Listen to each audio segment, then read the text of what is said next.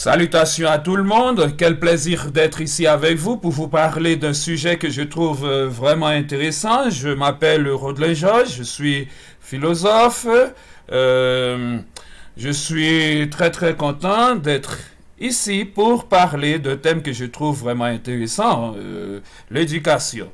Bien, abonnez-vous à la chaîne et partagez la vidéo pour que ce message arrive au plus grand nombre des Haïtiens, dans ce cas, au plus grand nombre des Africains, ou pourquoi pas, euh, toutes les sociétés où la langue française, euh, la langue maternelle, ou la langue principale ou officielle. Bien. Euh, Le rationalisme croit que les idées ont une existence autonome, indépendante des caractéristiques personnelles des hommes qui les défendent. Voilà. Les idées, si elles sont universelles, elles n'ont pas de territoire. Les idées n'ont pas de nationalité. On peut apprendre d'un auteur japonais comme on peut apprendre d'un auteur haïtien, américain, canadien, etc. Les bonnes idées n'ont pas de territoire. Elles sont universelles. Si on viole en Haïti, on détruit l'être humain. On vit à l'état sauvage, on vit à l'état de nature dont parle Hobbes. Si on est juste avec soi et avec autrui, on construit l'homme. On construit l'homme tout entier. On construit la femme dans toute son intégralité.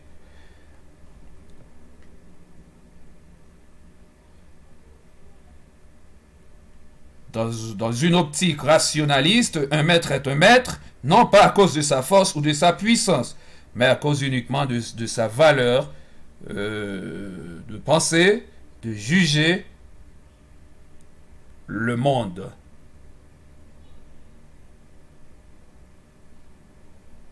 Pour le rationalisme,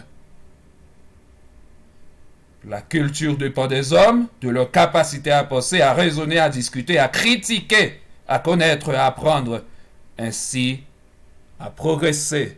Il nous faut du progrès, il nous faut la capacité, il nous faut cet ingrédient-là qui est capable de transformer l'homme en une nouvelle espèce. Il faut naître une nouvelle fois. C'est ce qu'il nous faut en Haïti. C'est ce qu'il nous faut dans beaucoup de pays africains. Il faut naître une nouvelle fois. L'homme naît deux fois. Une fois en sortant du sein maternel et l'autre fois quand il naît dans l'éducation, dans la culture. La vraie éducation, la vraie culture, bien entendu.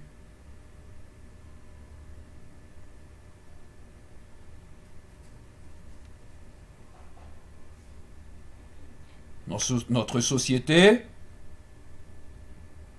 ne pense pas. C'est pourquoi elle est fragile et précaire. Cette fragilité exige des êtres humains un nécessaire effort pour donner un sens à tout ce qui les entoure. Une société de laquelle on peut faire n'importe quoi sous les yeux de tout un chacun, c'est une société moribonde. C'est une société qui meurt, qui tue sa jeunesse. La jeunesse debout. La jeunesse, il faut aller vers l'avant. Allez, la jeunesse. Vous êtes la force de mon pays. Vous êtes la force de l'Afrique. Vous êtes la force de la France. Levez la jeunesse. Il faut sortir. Il faut sortir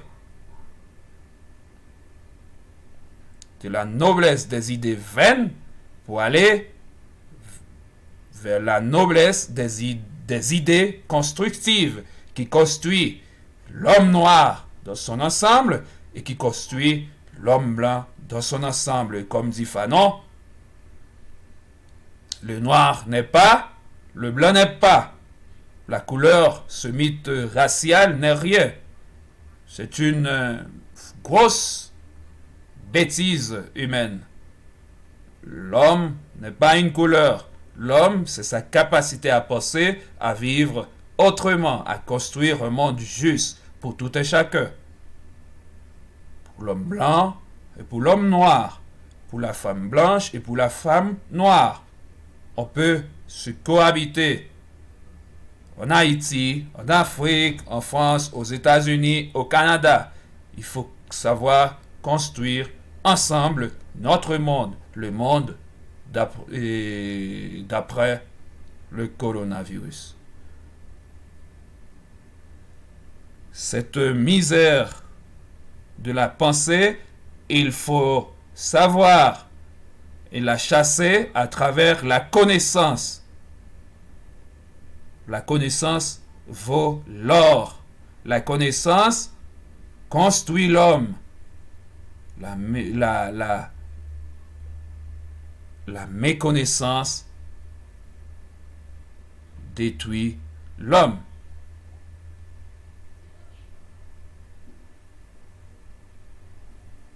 Pour les Grecs, mais aussi pour les Romains, pour tout un chacun, plus tard pour les chrétiens, philosopher, c'est devenir meilleur. Philosopher, c'est devenir meilleur. N'oubliez pas, abonner à la chaîne, partager la vidéo. Le savant n'est pas seulement différent de l'ignorant, il lui est supérieur. En d'autres mots, la connaissance a d'emblée, dirions-nous, une dimension éthique. La connaissance, si quelqu'un qui a de la connaissance doit utiliser cette connaissance pour faire le bien. C'est parce que la connaissance, la vraie connaissance n'est pas séparable du beau. Le beau est physique. Le beau dans le sens philosophique. Le vrai n'est pas séparable du beau et du bien et du bon.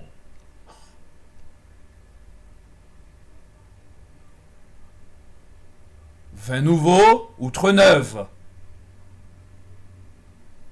Connaître la vérité, c'est être capable de distinguer non seulement le vrai du faux, mais aussi le beau du laid, le beau du mauvais. Je termine avec ça. Connaître la vérité, c'est être capable de distinguer non seulement le vrai du faux, mais aussi le beau du laid, le beau du mauvais. Voilà.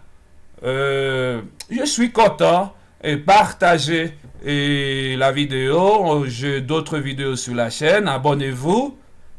Là, parce que vous êtes dans une université virtuelle.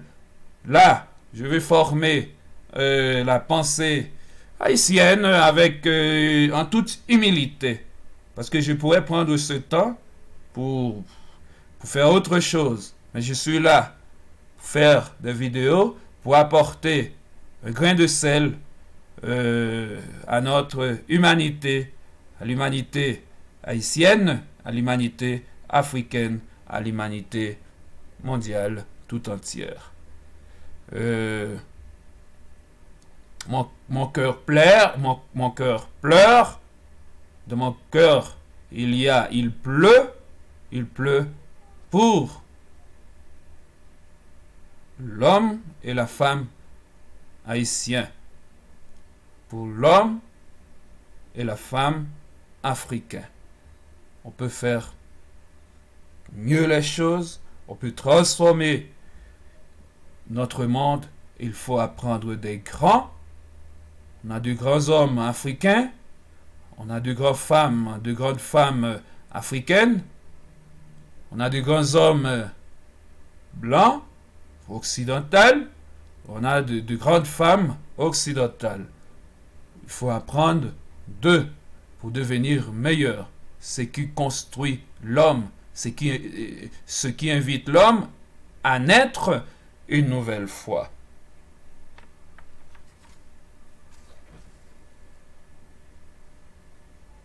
Parce que l'humain est devenu humain dès qu'il a commencé à s'éduquer. S'éduquer à travers le grand discours.